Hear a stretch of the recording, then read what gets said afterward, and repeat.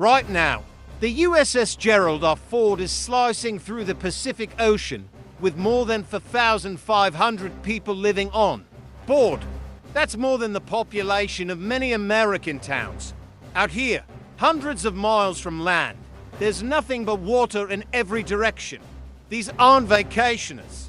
They're men and women working around the clock in one of the toughest environments on Earth. Together, they consume nearly 18,000 meals a day, sleep in spaces smaller than most prison cells, and operate some of the most powerful weapons ever. Built so, how do nearly 5,000 people live, eat, and work for months at sea? The truth is more remarkable than you'd imagine. The USS Gerald R. Ford isn't just a ship, it's a floating city. At this very moment, thousands of sailors, Marines, and airmen are carrying out their lives aboard this nuclear-powered giant. And the Ford is only one of 11 U.S. Navy aircraft carriers, each home to around 5,000 people.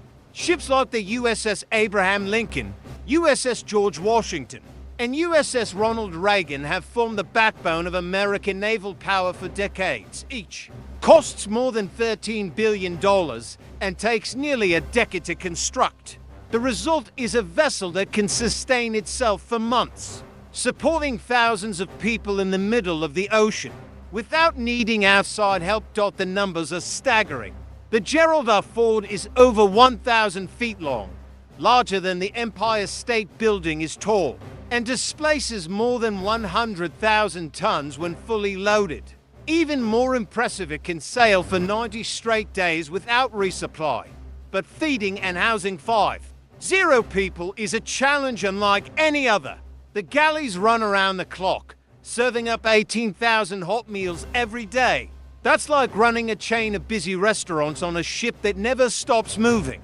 The food storage spaces rival warehouses, stocked with thousands of tons of supplies. Navy chefs, trained at professional culinary schools, prepare meals ranging from fresh-baked bread and pizza to steak and lobster nights. Sleeping quarters are tight.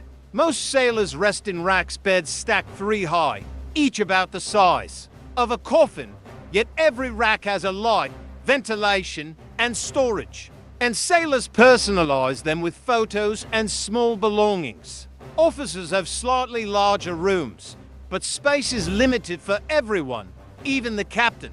Work aboard never ends. The flight deck alone is one of the most dangerous workplaces in the world. Jets weighing tens of thousands of pounds roar into the sky every few minutes, guided by deck crews in brightly colored shirts, each color marking a different role. These young Americans, many fresh out of high school, handle equipment worth millions of dollars with precision and discipline.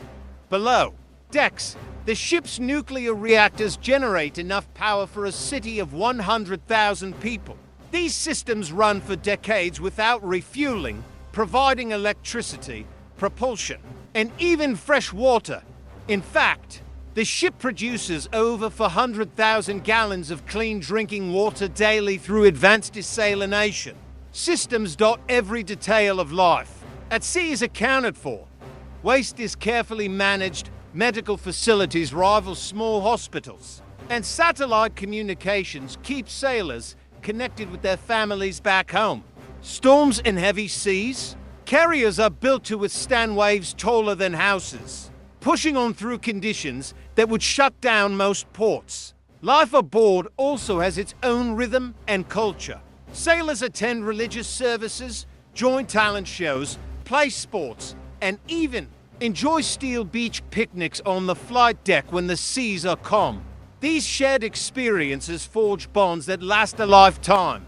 From the youngest sailor to the commanding officer, everyone has a role to play in keeping this massive city at sea running smoothly.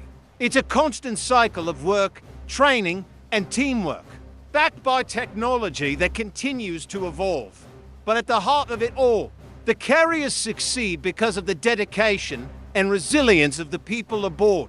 They live extraordinary lives in extraordinary circumstances, proving every day that America's strength lies not just in its machines, but in the men and women who operate them. So, the next time you see an aircraft carrier in the news, Remember, the 5,000 people who call it home sacrificing comfort and safety so the rest of us can enjoy both.